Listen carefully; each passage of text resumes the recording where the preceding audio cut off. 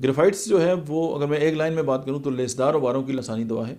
ये ऐसी जो ख़वातीन हैं जिनके मेंसेस बंद हो जाएं और उसके बाद उनका जिस्म जो है वो मोटा हो जाए।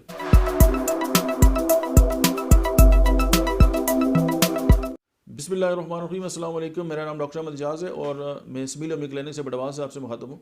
होम्योपैथिक थेरापीटिक्स के सिलसिले में आज हम जिस दवा के बारे में बात करेंगे उसका नाम है ग्रेफाइट्स। ग्रेफाइट्स जो है वो, अगर मैं एक लाइन में बात करूँ तो लेसदार वारों की लसानी दवा है। ये ऐसी जो ख़वातीन हैं जिनके मेंसेस बंद हो जाएं और उसके बाद उनका जिस्म जो है वो मोटा हो जाए।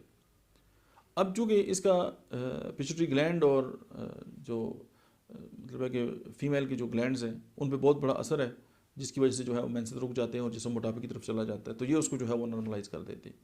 अच्छा, इसमें होता क्या है कि गेस्ट्रो इंटेस्टाइनल जो डिसऑर्डर्स हैं वो होते हैं, ओबेसिटी है, फिशर है, स्किन डिसऑर्डर्स हैं, सोरियासिस है, और उसके अलावा ये है कि जो ये एब्जॉर्व करती है स्कार टिश्यू को। अगर कोई ज़ख्म हो गया और उसके बाद उसका निशान नहीं जा रहा तो ग्रेफाइट्स एक ऐसी दवा है। उसके अलावा थूजा ऐसी दवा है, सैनामोनम एक ऐसी दवा है। ये चंद मेडिसिन ऐसी हैं जो स्कार टिश्यू पे काम करती हैं और उसका जो निशान है उसको ख़त्म कर देती हैं।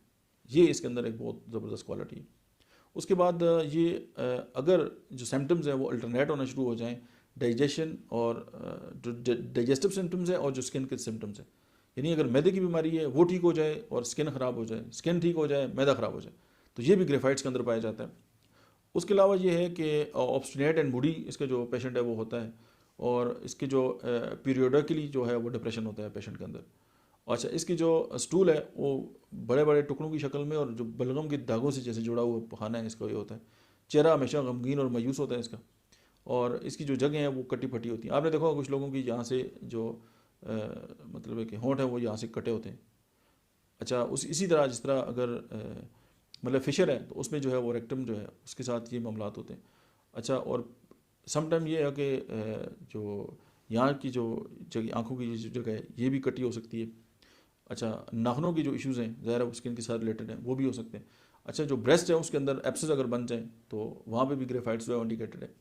और इसका जो लिकोरिया है वो तेज़ाबी और उबलने वाला लिकोरिया होता है, जैसे उबल के खारिज होते हैं, नहीं बहुत ज़्यादा मकदार में होता है, और सफ़ेद लेसदार रतूबत के जो मकवात है। अच्छा, कानों के पीछे अगर एक्जिमा हो जाए और उसके अंदर से जो है वो कोई फॉर्मेशन होनी शुरू हो जाए, जिससे सफ़ेद रतूबत खारिज होना शुरू हो जाए, चेहरे से हो, अज़ाए तनासल पे अगर इस तरह हो, तो उस वक्त जो है हम ग्रेफाइट्स जो है उसको इंडिकेट करते हैं। और फिर यह है कि जो मोटे लोग होते हैं अगर उनको कॉन्स्टिपेशन हो, और मोस्ट प्रॉब्लली इसके जो मरीज़ होते हैं वो सफ़ेद कलर के और ब्राइट कलर के होते हैं, मुझे उम्मीद है कि ग्रेफाइट्स आपको याद रहेगी। Thank you.